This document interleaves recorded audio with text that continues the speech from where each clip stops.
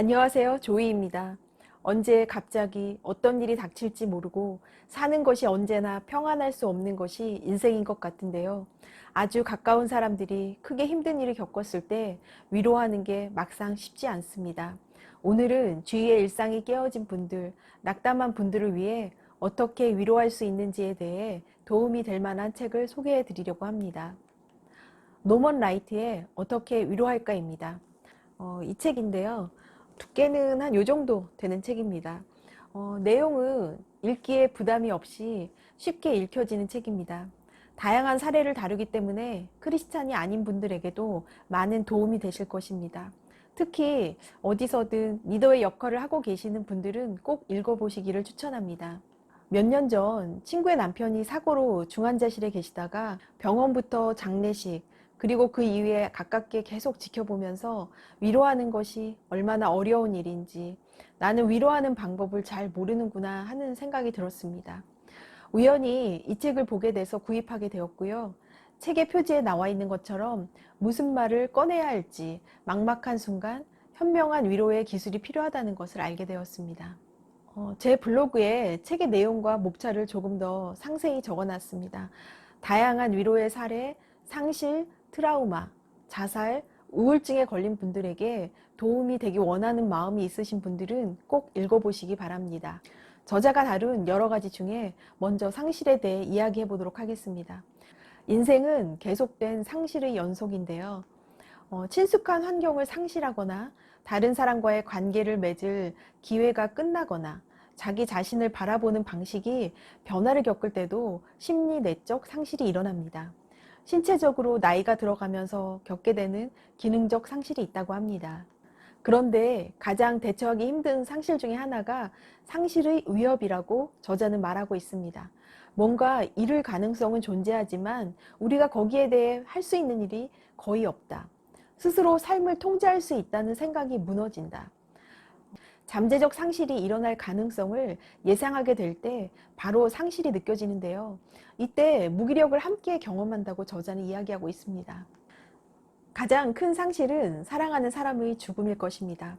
저자는 자동차 사고로 배우자나 자녀를 잃는 경험을 한 이들 대다수가 4년에서 7년이 지난 후까지도 여전히 생각과 기억과 감정을 통해 그 죽음과 씨름하고 있다고 합니다. 만일 그가 그 사고를 같이 당한 경우에는 그 시간이 더 길어질 수 있으며, 게다가 충격적 사건으로 야기된 죽임인 경우에는 애도의 시간이 얼마나 더 길게 이어질지 예측할 수 없다고 합니다. 자녀를 잃은 많은 사람의 경우 그들이 안정을 되찾기까지 6년에서 10년의 세월이 걸릴 수도 있다는 것입니다. 우리는 충분히 애도할 수 있도록 하고 인생의 일부였던 사람이 없이 살아가는 방법을 배우도록 도와주어야 할 것입니다. 정체성의 일부가 사라진 것이기 때문에 혼란스럽고 감정의 기복이 계속 왔다 갔다를 반복하게 되지만 새로운 정체성으로 차츰 나아지게 될 것입니다. 애도에도 과정이 필요합니다.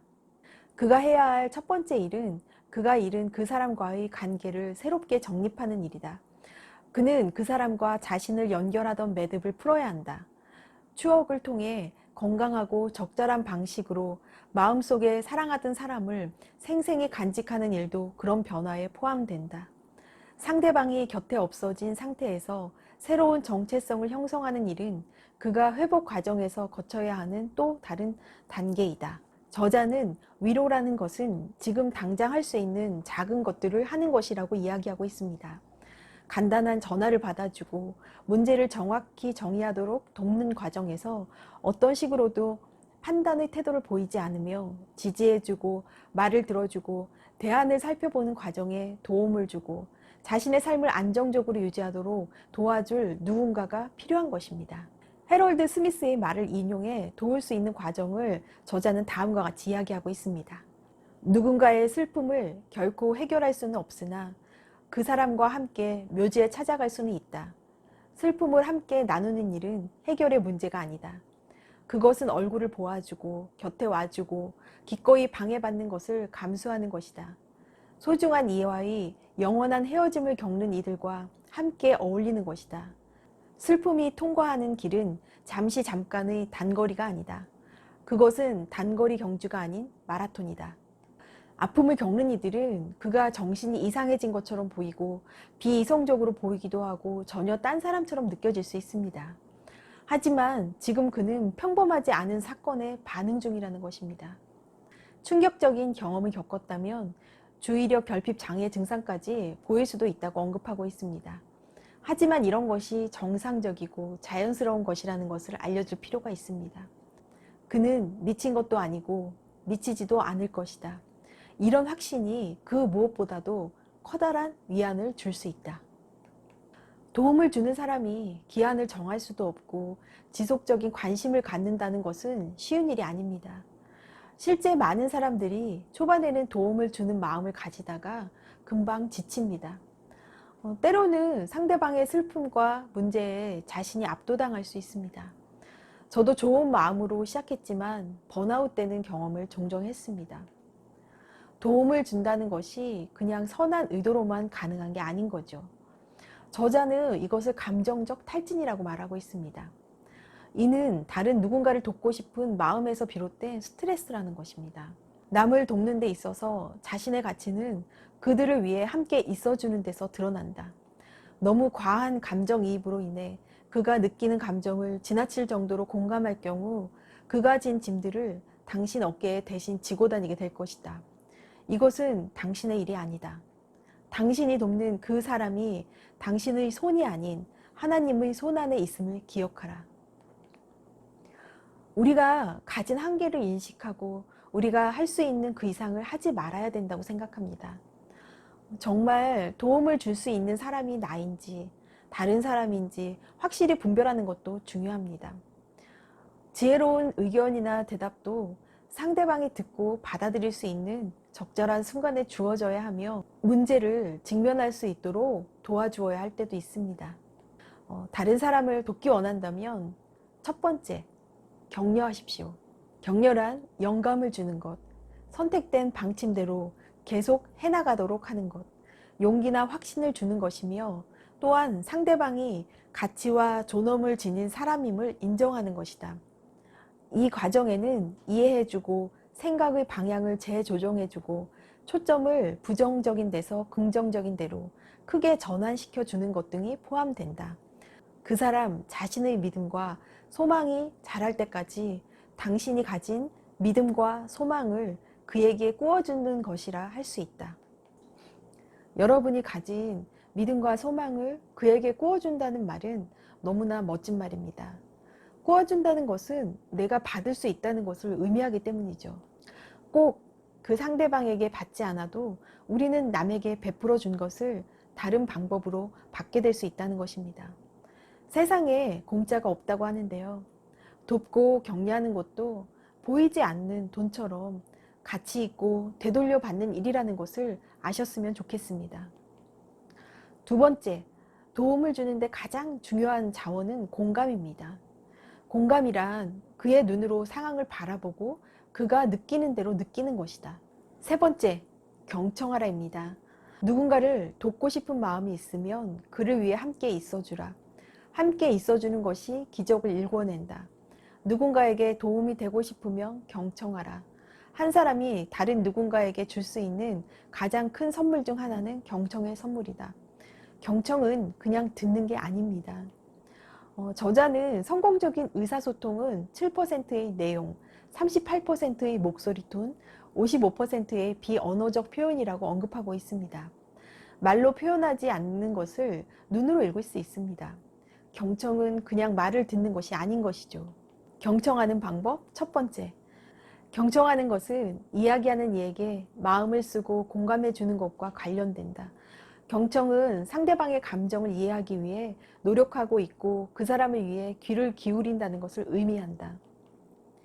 경청하는 방법 두 번째. 경청이란 상대방의 말이 끝나면 뭐라 말할지를 생각하고 있지 않는 것을 의미합니다. 당신이 할 대답을 생각해내느라 정신이 팔려 있지 않는 것이다. 그 대신 상대방이 하는 말에 집중하는 것이다. 경청하는 방법 세 번째. 경청이란 그가 하는 말이나 그 말을 하는 방식을 판단하지 않고 말하는 내용을 완전히 받아들여 주는 것을 의미한다. 그의 말에 귀 기울여주고 그를 용납해 주라. 용납해 준다는 것은 그가 말하는 내용을 전부 동의한다는 것을 뜻하지 않는다. 다만 그가 말하는 지금 이 순간 그 자신이 느끼는 감정임을 인정하고 이해하는 것을 의미할 뿐이다. 상대방의 의견에 동의가 안 될 때 우리의 마음은 튕기게 됩니다. 그러면 자연스럽게 마음이 다치는데요. 사람은 의식적이든 무의식적이든 그것을 느끼게 돼 있습니다. 이런 부분에서 쉽지 않은 훈련이기도 합니다. 그래서 저자는 경청해 주는 것은 마음으로 통하는 길을 걷는 것과 같다라고 말하고 있습니다. 경청에 방해되는 것은 조바심을 가지고 섣부른 결론에 도달하는 것입니다. 네가 무슨 말을 하려는지 알겠어. 이런 식으로 말이죠. 상대방이 침묵한다면 그 침묵도 존중해지고 기다려줄 필요가 있습니다. 판단하지 말고 정정하지 말고 당신의 견해를 전하려고도 하지 마라. 마음에 들지 않고 동의되지 않는 생각이나 단어, 표현들을 듣게 될 것을 예상하고 자신의 마음을 나누도록 내버려 두십시오. 다음으로 경청에 방해되는 것은 편견입니다. 본인이 가지고 있는 고정관념이 경청하지 못하게 할 수 있습니다. 상대방의 외모나 치장, 말투 이런 것 때문에 사실 경청이 어려워지기도 합니다. 아마도 세상의 편견에서 자유로울 수 있는 사람은 없는 것 같습니다. 저자는 지나친 감정 개입도 경청이 어려워진다고 언급하고 있습니다. 초반에 언급한 것처럼 자신이 상대방의 짐을 떠안는 거죠. 들으면서 자신의 상처가 떠올라서 그럴 수도 있습니다. 자신이 힘들 때, 지쳐있을 때는 충분히 쉬고 자신이 채워진 후에야 다른 사람을 도와줄 수 있습니다. 내 안에 채워진 게 있어야 상대방도 편하고 우리의 마음이 흘러갈 수 있습니다. 다른 이들을 돌아보기 전에 나를 돌아보는 것은 내 자신을 돕는 것임을 잊지 마시기 바랍니다. 다음 시간에는 위로할 때 너무 실수하기 쉬운 절대 하지 말아야 할 말들에 대해서 이야기해 보겠습니다. 들어주셔서 감사합니다.